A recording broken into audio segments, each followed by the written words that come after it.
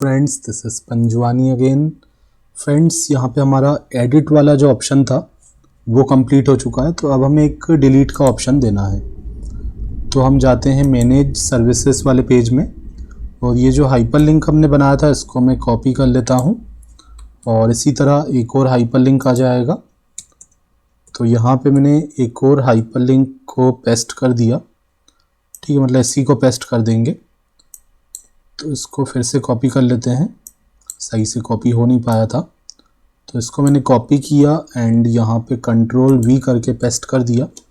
अब यहाँ पे इसका नाम मैं दे देता हूँ डिलीट, ठीक है। टेक्स्ट मैंने यहाँ पे, टेक्स्ट की जगह आप चाहें तो आइकॉन भी यूज़ कर सकते हैं। मैंने यहाँ पे टेक्स्ट चेंज कर दिया, डिलीट लिख दिया एडिट की जगह। इसका हमें URL का नाम भी देना पड़ेगा। तो एक बार इसको रिफ़्रेश करके मैं देखता हूँ, ठीक है। आपको अगर ये दोनों एक लाइन में रखने हैं तो एक ही लाइन में रख सकते हैं, या फिर अलग अलग लाइन में देना है तो अलग अलग लाइन में भी दे सकते हैं, ठीक है। दोनों का कलर अलग अलग दे देते हैं। इसका मैं सक्सेस की जगह कर देता हूँ डेंजर, ठीक है। अगर इसको अलग लाइन में देना है, नेक्स्ट लाइन में आप चाहते हो, तो आप यहाँ पे BR लगा दोगे। एंड आइकॉन अगर देते हो तो फिर और भी अच्छा है, क्योंकि साइज भी ज़्यादा कंज्यूम नहीं होगा, ठीक है। इस तरीके से आ गया। अगर आप चाहते हो इसमें मार्जिन आ जाए दोनों बटन्स के बीच में, तो यहाँ पे मैंने मार्जिन दे दिया टॉप से 2, तो ये मार्जिन आ गया। अगर आप चाहते हो कि इसमें दोनों प्रॉपर साइज के हो जाए, तो आप यहाँ पे, मतलब दोनों इक्वल साइज के हो जाए, तो आप यहाँ पे इनलाइन स्टाइल लगा दो। तो मैंने इनलाइन स्टाइल का यूज़ कर लिया, CSS का यूज़ कर लेता हूँ, और यहाँ पे विड्थ दे देता हूँ। विड्थ कॉलन मैंने कर दिया 80 पिक्सल, ठीक है। इसको रिफ़्रेश किया तो अब जितना साइज ऊपर वाले बटन का आ रहा है उतना ही मैं चाहता हूँ नीचे वाले बटन का भी हो जाए, ठीक है। वैसे ये हाइपर लिंक है, बटन के फॉर्म में हमने उसको डिस्प्ले किया है बटन क्लास का यूज़ करके। तो दोनों का विड्थ अगर सेम दे देंगे तो वो एक जैसे प्रॉपर, मतलब दोनों एक जैसे साइज के दिखेंगे, ओके। सेंटर में करना है तो आप इनको सेंटर में भी कर सकते हो, ओके। तो अब हम डिलीट वाले लिंक का कोड कर देते हैं। पहले हम यहाँ पे इसका URL का नाम दे देते हैं delete_service, ठीक है। views.py के अंदर जाता हूँ और एक नया फंक्शन में क्रिएट कर लेता हूँ। तो यहाँ पे मैंने लिखा define delete_services, ठीक है। इसके लिए कोई हमें पेज नहीं बनाना है, मतलब कोई टेम्पलेट नहीं बनाएंगे, ओनली फंक्शन से हमारा काम हो जाएगा। तो रिक्वेस्ट PID, क्योंकि यहाँ भी पैरामीटर हम पास करेंगे। तो पहले तो हम गेट कर लेते हैं ID के अकॉर्डिंग जिसको हमें डिलीट करना है। तो यहाँ पे मैंने लिखा services.objects.get। तो ID के बेसिस पे हम डेटा को गेट करेंगे।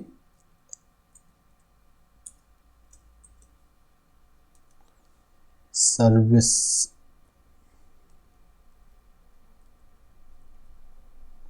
ठीक है। सर्विस वेरिएबल के अंदर मैंने डेटा को गेट कर लिया एंड इसके नीचे आते हैं।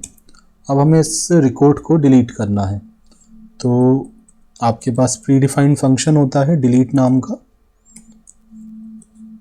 तो हमने यहाँ पे लिख दिया service.delete, ओके। तो इससे हमारा जो डेटा है वो डिलीट हो जाएगा, जो पार्टिकुलर हमारा रिकॉर्ड है वो डिलीट हो जाएगा। एंड हम चाहते हैं वापस हमें रेंडर करवाना है मैनेज सर्विस वाले पेज को। तो रिटर्न रीडायरेक्ट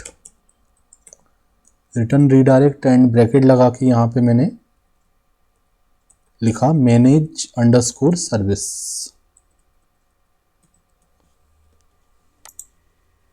ठीक है। तो रिक्वेस्ट PID, यहाँ पे कॉलन का सिंबल भी आएगा, ठीक है। तो इसको चेक कर लेते हैं एंड एक काम और कर सकते हैं हम, ओके। तो पहले तो इसका URL पैटर्न दे देते हैं। फिर हम यहाँ पे, मैं क्या चाहता हूँ कि जब डिलीट पे कोई क्लिक करे तो उसको एक मैसेज आ जाए कि आप रियली इस रिकॉर्ड को डिलीट करना चाहते हो, तो वो भी हम कर देते हैं। पहले तो मैं यहाँ पे चेंज कर लेता हूँ delete_service,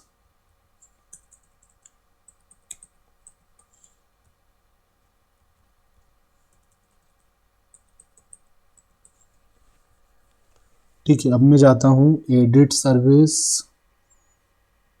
सॉरी मैनेज सर्विस वाले पेज पे, और मैं आपको बोल रहा था कि यहाँ पे मैं एक मैसेज डिस्प्ले कर सकता हूँ। ठीक है, तो उसके लिए मुझे जावास्क्रिप्ट का एक इवेंट यूज़ करना पड़ेगा, ऑन क्लिक। ठीक है, जो कि हम डायरेक्ट टैग में अप्लाई कर सकते हैं। तो यहाँ पे मैं इसको लगा देता हूँ। तो मैंने लिखा ऑन क्लिक। जैसे ही मैं इस लिंक पे क्लिक करूँगा तो मैं यहाँ पे लिखूँगा रिटर्न कन्फर्म। ठीक है, कन्फर्म फंक्शन को मैंने कर दिया कॉल, जो कि किसका फंक्शन है, जावास्क्रिप्ट का फंक्शन है। और इस फंक्शन में हमने लिखा आर यू श्योर। ठीक है, मतलब क्या आप रियली इसको डिलीट करना चाहते हैं? तो एक मैसेज आ जाएगा कन्फर्म से, हमारे पास एक पॉपअप मैसेज आ जाता है जिसमें दो बटन्स होते हैं, ओके और कैंसिल का।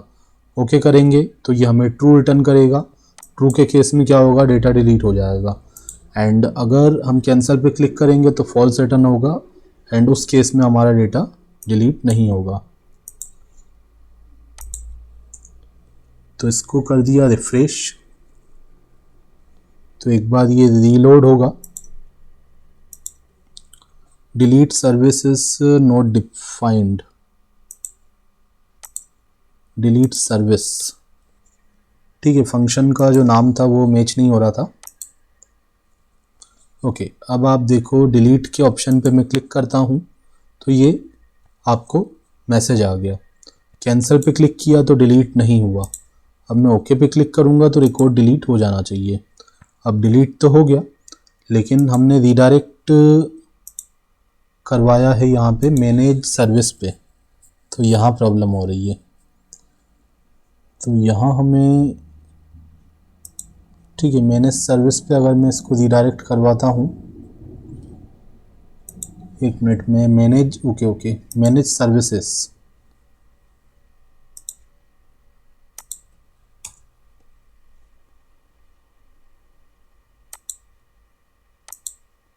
ठीक है, अब रिकॉर्ड डिलीट हो चुका है। हम ऐड करके देख लेते हैं क्या प्रॉब्लम आ रही थी। तो फिर से मैंने यहाँ पे नाम दे दिया कार ट्रांसपोर्टेशन, डिस्क्रिप्शन में कुछ भी फ़िलहाल के लिए लिख दिया। एंड एक इमेज हम सिलेक्ट कर लेते हैं, सबमिट करते हैं। Service has been added, delete पे क्लिक करता हूँ, ओके करता हूँ, तो आप देखो यहाँ से डेटा हट चुका है। ओके, तो डिलीट का भी जो वर्क था वो हमारा सही काम कर रहा है। आगे अब हम क्या कर लेंगे, अब हम पहले ये कर लेंगे कि जो यूज़र साइड है, ठीक है, यूज़र का लॉगिन करवा देंगे। नहीं, यूज़र को लॉगिन करवाने की यहाँ पे हमें ज़रूरत नहीं है। ठीक है, तो मैं क्या करूँगा, यूज़र को सबसे पहले सर्विसेज डिस्प्ले कर दूँगा कि ये सारी सर्विसेज हम प्रोवाइड करते हैं। तो वो हम करेंगे, उसके लिए हमें यहाँ पे एक लिंक बनाना पड़ेगा, एंड उस पेज पे जाके हम सारी सर्विसेज यूज़र को डिस्प्ले कर देंगे, जो भी एडमिन ऐड करता जाएगा डेटाबेस में। मिलते हैं नेक्स्ट वीडियो लेक्चर में। Thanks for watching.